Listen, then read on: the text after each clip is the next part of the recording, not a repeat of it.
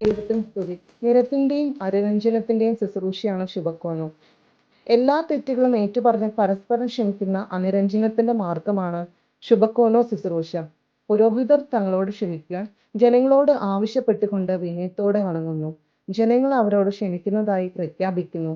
കൂടാതെ പരസ്പരം അനുരഞ്ജനപ്പെട്ടുകൊണ്ട് സമാധാനം നൽകി ശുഭക്കോനോ ശുശ്രൂഷകൾ അവസാനിക്കുന്നു. മത്തായിയുടെ സുവിശേഷം 5-ാം അധ്യായത്തിൽ യേശുവിന്റെ ഗിരിപ്രഭാഷണത്തിൽ പറയുന്നത് ശ്രദ്ധിക്കുക. ആകയാൽ ബലിപീഠത്തിങ്കൽ വഴിപാടർപ്പിക്കുവാൻ കൊണ്ടുവരുമ്പോൾ നിന്റെ സഹോദരന് നിന്നോട് എന്തെങ്കിലും വിരോധമുള്ളതായി നിനക്ക് ഓർമ്മ വരുന്നു എങ്കിൽ വഴിപാട് അവിടെ ബലിപീഠത്തിന് മുമ്പിൽ വെച്ചിട്ട് നീ പോയി ആദ്യമേ സഹോദരനോട് രമ്യപ്പെടുക, പിന്നീട് വന്ന് നിന്റെ വഴിപാട് അർപ്പിക്കുക. ക്ഷമയുടെയും അനുരഞ്ജനത്തിന്റെയും ഓർമ്മപ്പെടുത്തലാണ് യേശു നടത്തുന്നത്. യാഗപീഠത്തിന് മുമ്പിലുള്ള അനുരഞ്ജനമാണ് ശുഭക്കോനോയിലൂടെ നിവർത്തിക്കപ്പെടുന്നത്. പരിശുദ്ധ സഭയിൽ നോമ്പ് തുടങ്ങുന്നത് ശുഭക്കോനോ ശുശ്രൂഷയോട് കൂടിയാണ്. ശുഭക്കോനോ എന്നതിന് റീകൺസിലേഷൻ എന്നാണ് അർത്ഥം. സുറിയാനിൽ ശുഭക്കോനോ എന്ന വാക്കിന് സോറി എന്നൊരർത്ഥമുണ്ട്. ആരെങ്കിലും ഒരു തെറ്റ് ചെയ്താൽ സുറിയാനിൽ സോറി ചോദിക്കുന്നത് ശുഭക്കോനോ എന്ന് പറഞ്ഞുകൊണ്ടാണ്. ഒരാൾ സോറി പറയുന്നത് ഒരു തെറ്റ് ജീവിതത്തിൽ സംഭവിച്ചു കഴിയുമ്പോഴാണ്. തെറ്റ് ചെയ്തു എന്ന ബോധ്യമുണ്ടാകുമ്പോഴാണ് നമ്മൾ സോറി പറയുന്നത്. ക്ഷമിക്കുവാനും നിരപ്പാകുവാനും ചെറുപ്പം മുതൽ നാം പരിശീലിക്കണം. വലിയ നോമ്പിലേക്ക് നമ്മൾ പ്രവേശിക്കുമ്പോൾ ഒരു നിരപ്പ് നമ്മുടെ ജീവിതത്തിൽ അത്യാവശ്യമാണ്. നമ്മുടെ ഭാഗത്തു നിന്ന് ഒത്തിരി വീഴ്ചകൾ വന്നു ഭവിക്കാറുണ്ട്.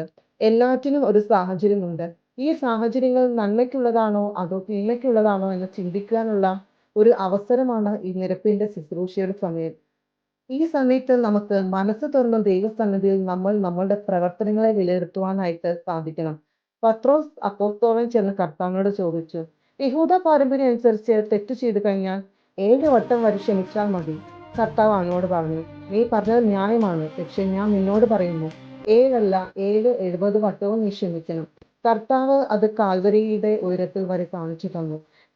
കാരിരുമ്പാണി കൊണ്ട് തന്റെ ശരീരത്തെ കുരിശിൽ ചേർത്ത് തറച്ചവരോട് കർത്താവ് ക്ഷമിച്ചു.